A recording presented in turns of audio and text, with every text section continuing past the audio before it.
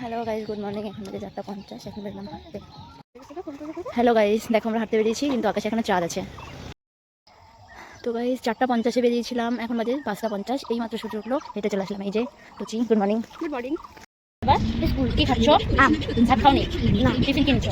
আমি বাই বলো। Bye bye. আমি সবার সাথে এখন খেলি। এখন সামনে সাথে সামনে গেলো হাঁটে, শ্যামলা আমি দুটো কথা শিখা দে, আগে মাছ লাভ দেবো, আবার যদি কাজ হবে তুমি আচ্ছা দেবো। নে যা।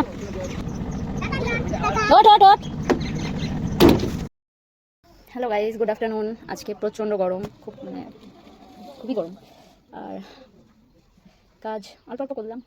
কালকে পয়লা বৈশাখ ছিল, বাট মঙ্গলচণ্ডী ছিল সাথে, তাই নিরামিষ খেতে হয়েছে। আজকে চিকেন এনেছে, আমি মাটন খাই না, তো ওটার মশলা টশলা করে দিলাম মাকে।